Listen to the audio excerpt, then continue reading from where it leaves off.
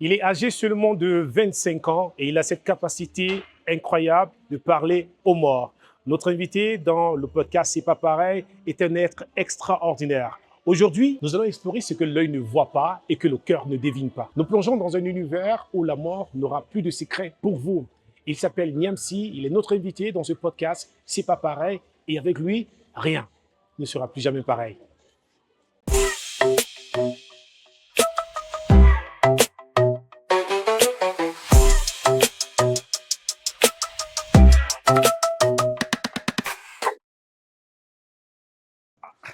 Allez, n'oubliez pas de vous abonner sur les pages du podcast C'est pas pareil en cliquant sur la cloche de notification. Allez, tout de suite.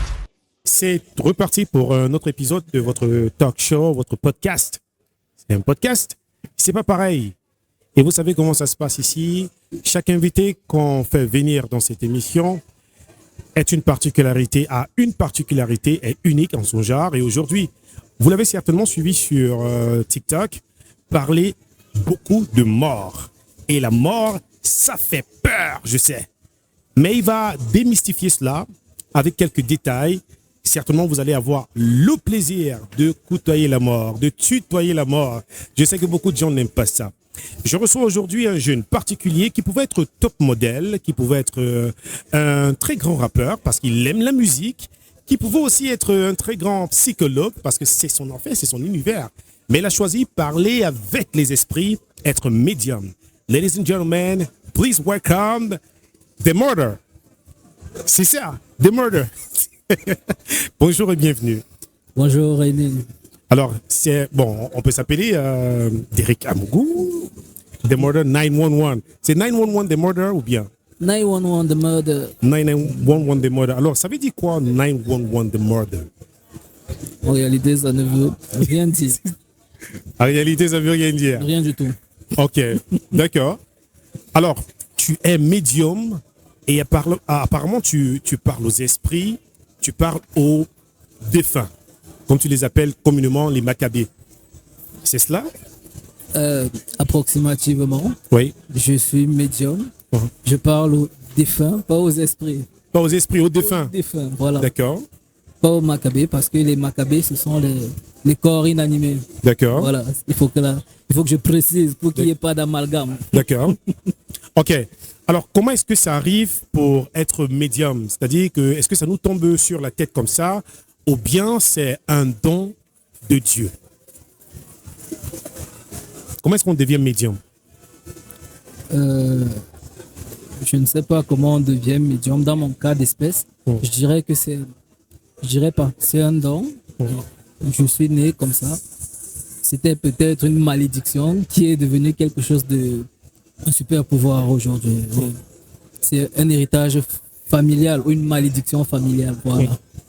D'accord. Est-ce que c'est quelque chose que tu as toujours rêvé avoir comme pouvoir en tant qu'enfant? Et déjà, qu'est-ce que tu rêvais être quand tu étais tout petit? Quand j'étais tout petit, je rêvais être Michael Jackson. Bah ouais. Ah ouais? Juste ça.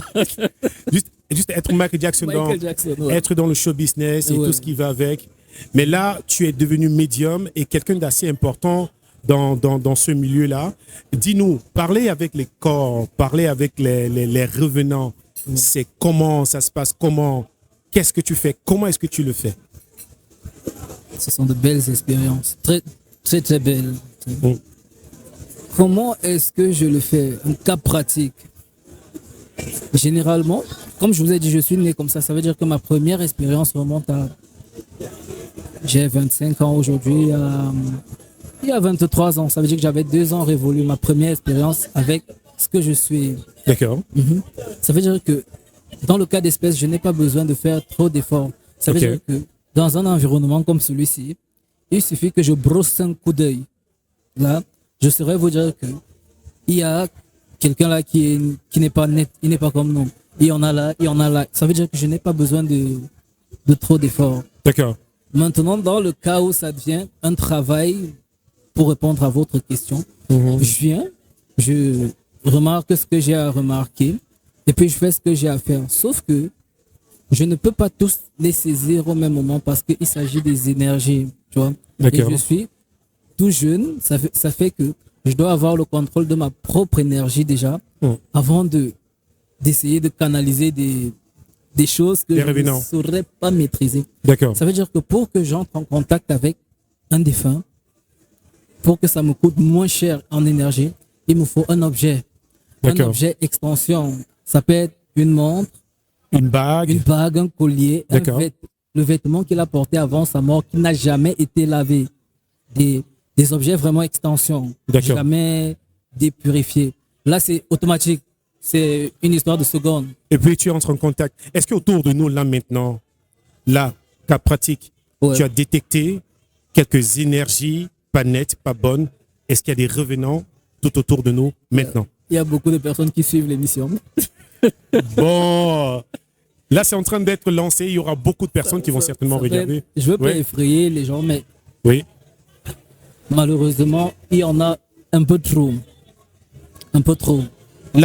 Là, factuellement. Nous sommes en train de faire l'interview, il y a beaucoup de revenants. Merde. Vous avez vu ma petite sœur en face. Vous l'avez vu, non? Oui. Elle peut vous parler des expériences que je fais où tu peux être couché comme ça, on vient te réveiller, que ça, quelqu'un a ouvert la porte. On ne voit pas qui a ouvert la porte. En fait, ils savent déjà comment ça fonctionne. D'accord. Ça veut dire que moi, je peux être chez moi. Un esprit ouvre la porte. Elle ne va pas s'effrayer. Elle va venir me chercher, regarde, tes gens sont là. Ils viennent souvent te rendre visite, ça se passe comment? Je passe la nuit avec eux. En fait, c'est des parties de moi aujourd'hui. C'est pas des amis. Parce que je peux pas prétendre que ce sont des amis dans la mesure où une fois que je leur ai rendu le service que je devais leur rendre, ils s'en vont. Donc, c'est pas des relations d'amitié. C'est pas des relations intimes. Ça fait partie de moi. Ça veut dire que je prends beaucoup de plaisir à collaborer avec eux. C'est comme ça des collaborations. Voilà. D'accord. Beaucoup de plaisir. Alors, on nous a parlé une fois de, comment est-ce que je vais parler ça? Je vais dire ça autant pour moi. On nous a parlé des mendiants. On nous a parlé des revenants qui font partie, que certains mendiants seront des revenants. Voilà, seraient des revenants. Des possibilités. Oui. Alors, comment est-ce que ça s'explique? Vous avez même dit dans l'une de vos vidéos qu'il ne faut pas donner de l'argent aux mendiants, ceux qui demandent l'argent dans la rue. Pourquoi? Et est-ce que tous sont des revenants? Non, dans l'absolu. Non, tous ne sont pas des revenants. Ouais. La plupart d'entre eux-mêmes ne sont pas des revenants pour la grande majorité. Sauf que, par expérience, ce sont des personnes qui jouent des rôles, ce sont des imposteurs. D'accord. Ce sont des imposteurs qui, le jour, ont ces formes-là, et puis dans la nuit, célèbrent le fait que vous ayez mordu à l'hameçon. Ils jouent avec le côté sensible de l'humain. Le côté, c'est avec notre côté humain qui joue pour... Je ne vais pas dire des choses ici. En fait, je crois qu'on se comprend. Ça veut dire qu'ils n'ont pas besoin d'être des revenants. Ce sont juste de mauvais esprits. Pas de revenants. Un revenant ne peut pas faire la manche. D'accord. Impossible. OK. Comment est-ce qu'un citoyen lambda, un humain normal, peut reconnaître un revenant? À quoi est-ce qu'ils ressemblent? Qu'est-ce qu'ils font? Qu'est-ce qu'ils ne font pas? Quelles sont les limites des revenants? Qu'est-ce qu'ils ne peuvent pas faire? Je n'aurais même pas assez de filles pour faire un exposé là-dessus. Mais j'en ai déjà parlé quand même parce que mon souci, c'est pas de créer la psychose. C'est des avant-gardes, des précautions, des préventions. Ça veut dire que dans l'absolu, et généralement, je m'adresse aux jeunes femmes. Un miroir, il y a les petits miroirs de poche. Ça les garde à distance. Ils n'ont même pas besoin de voir. Je crois qu'ils détectent ça. Les petits miroirs, pas les gros. Parce qu'aujourd'hui même, tu mets le gros miroir, il sort là avec tout le reflet. Le grand miroir, il a le reflet. Mais le petit miroir, je ne sais pas l'effet que ça a sur eux. Ils ne supportent pas. Il y a une écorce là, je crois, c'est un condiment, une épice, le ndon. Le ndon? Ah non, ça... Il n'aime pas le ndon. Il ne supporte pas. Factuellement, c'est ce que moi je conseille aux gens. Si tu veux, tu as ton petit miroir, et même aux jeunes hommes, parce que par expérience, ce sont les jeunes hommes qui sont les plus vulnérables. Oui. Les femmes, c'est... Comment? Pourquoi? Parce que la chair, malheureusement, l'homme est plus vulnérable face à la chair. D'accord. La femme, même si elle a un courtisan revenant, dans la mesure où ce miroir-là, ça fait partie inhérente de ses accessoires de poche.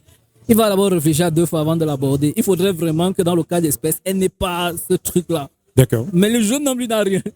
Il va en mercenaire. Ça veut dire que toutes les jeunes filles qui passent, il n'a pas la lucidité de non. Et les jeunes hommes sont des profs faciles. Ouais. Donc, miroir de poche. Donc, il y a plein de trucs. Sauf que, pour ma part, comme c'est naturel, je ne peux pas me mettre à m'attarder sur des trucs comme ça. Je me dis, bon, je vis avec eux. Bon.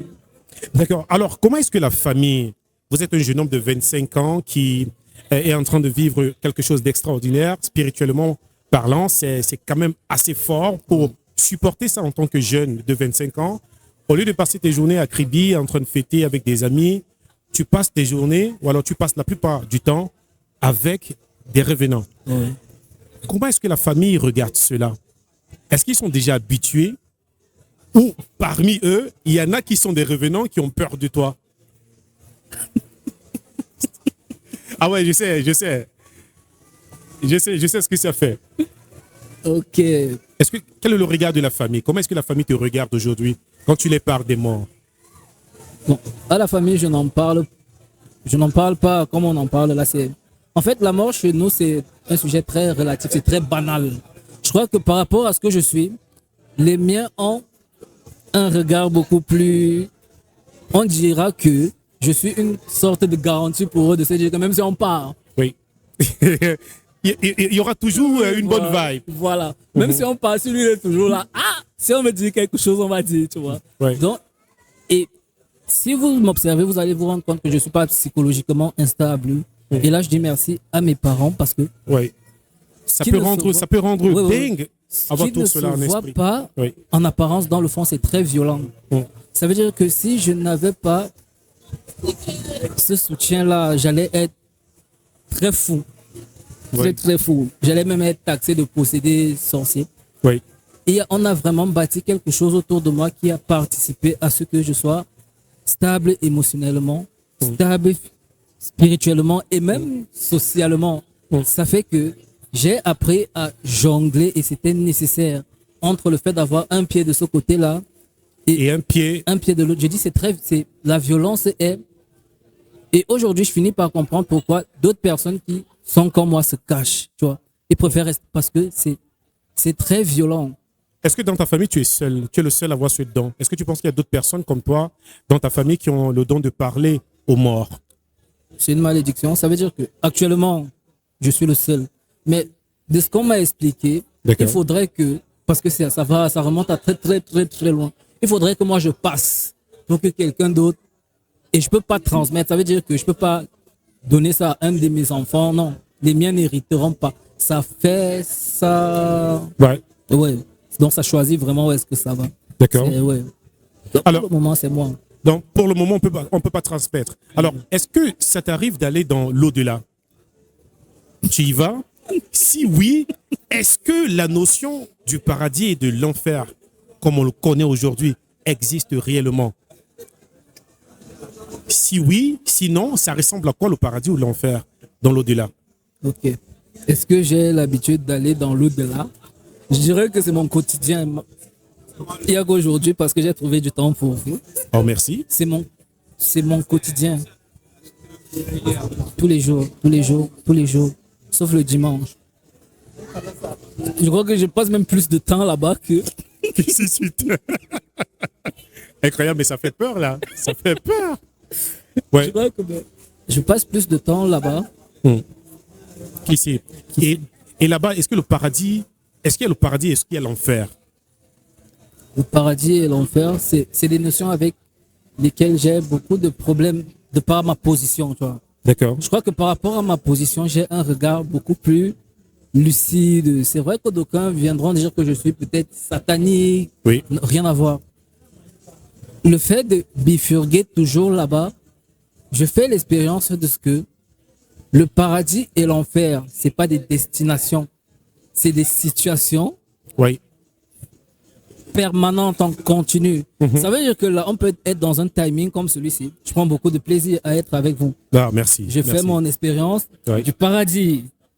Dans ce même timing-là, on peut avoir votre gala qui essaye de connecter un truc sur son appareil et ça lui, il fait son expérience de l'enfer.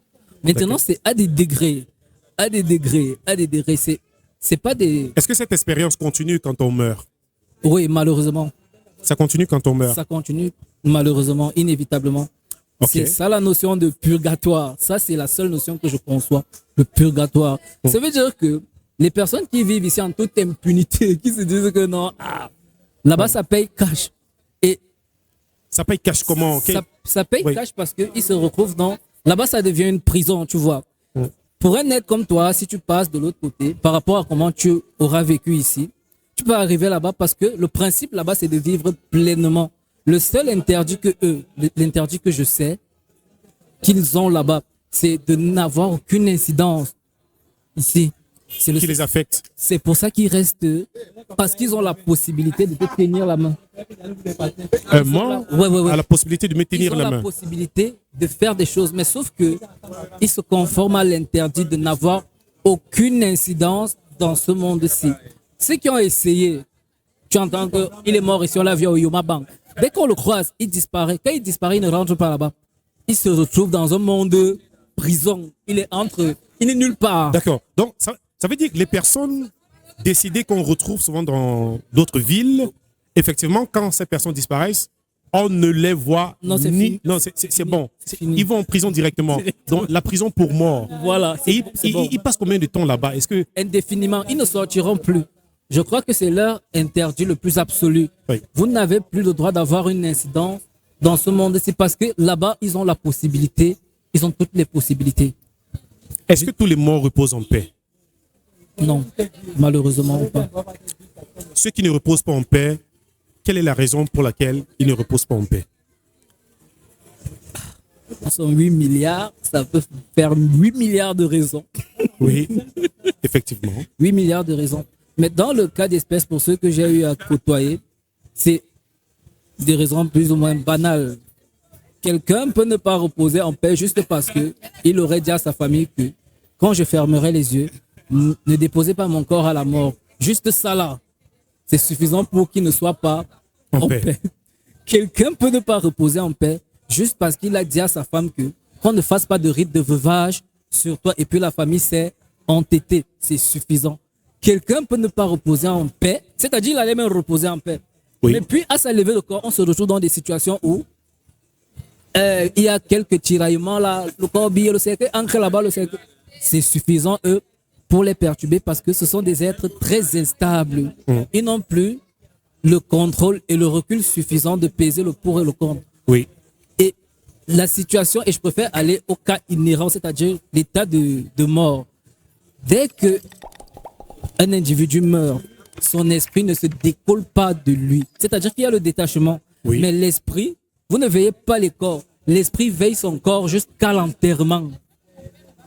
Mais pourquoi veiller sur un corps et pourtant c'est juste, comment est-ce que je vais dire, c'est juste une enveloppe.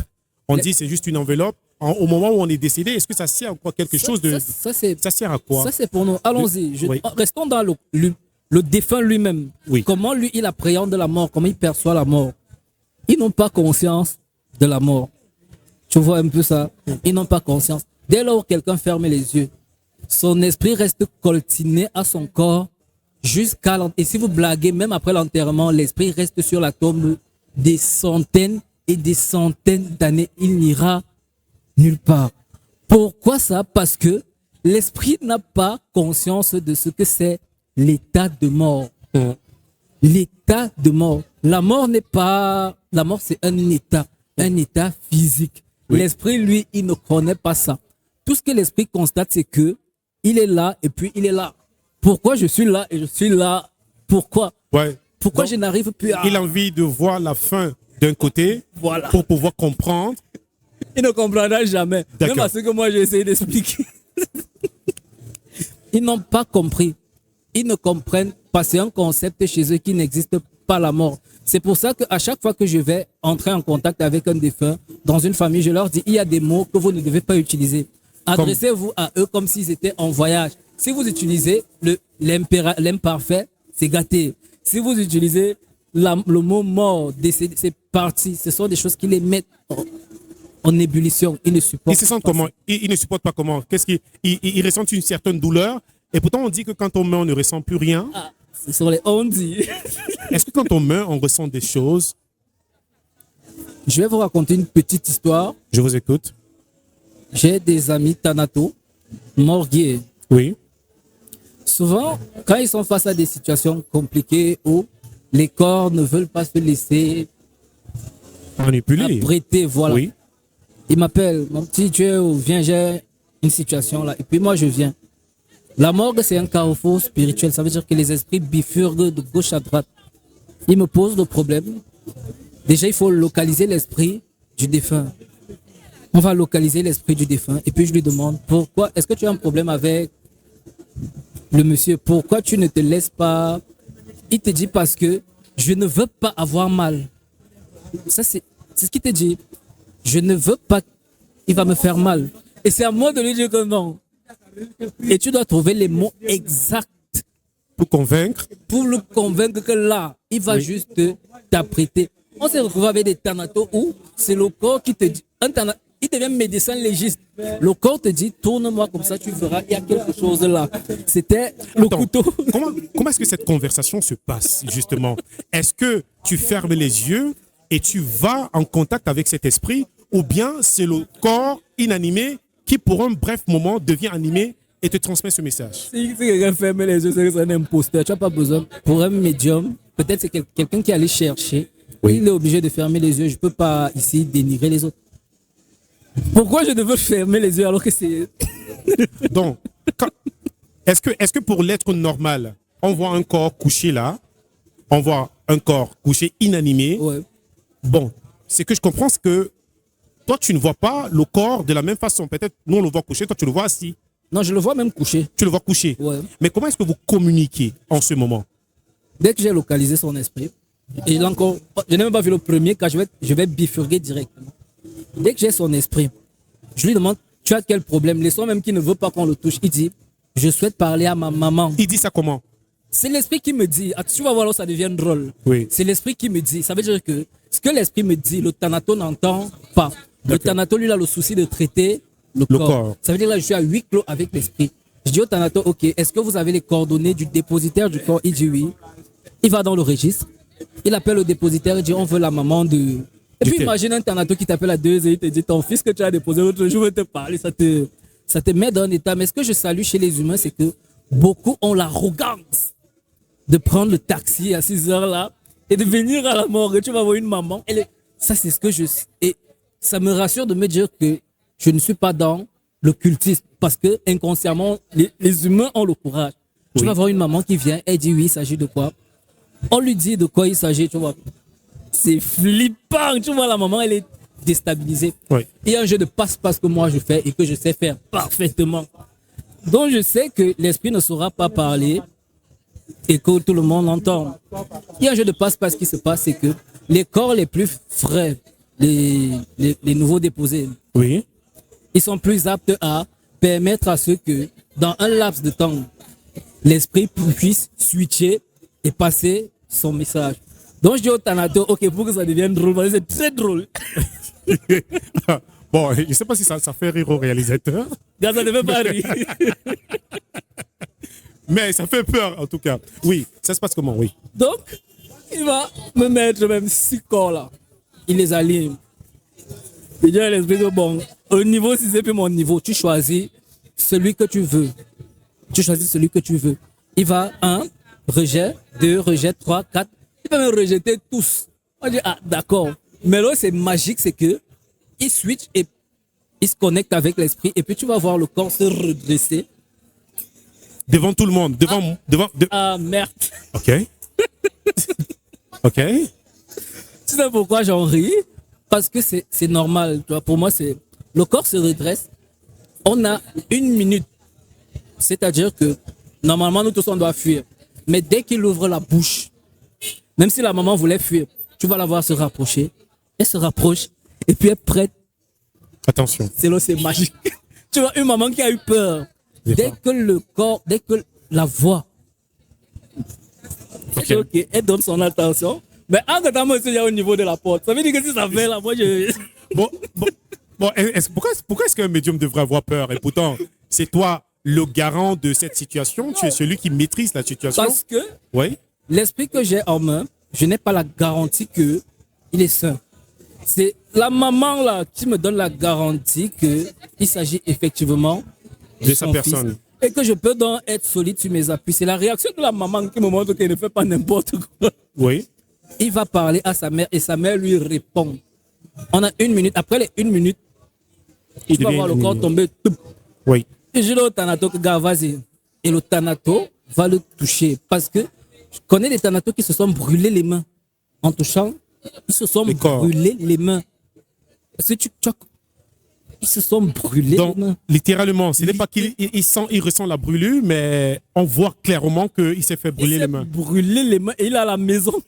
Le gars, il te dit que gars, regarde, je connais des situations où les gars, ils te paralysent. C'est des situations comme ça, c'était pour te dire, c'était pour te faire comprendre que ils ont un pouvoir inimaginable. Et là même encore, pas pour vous faire peur, pour vous faire prendre conscience, c'est que on est encore dans le corps et ce n'est même pas la capacité de l'esprit. C'est ce que l'esprit peut faire à son corps en état de mort. Ça veut dire que si l'esprit laisse même son corps et dit ok, je prends le contrôle de l'environnement, si je ne touche même plus mon corps, je vous persécute.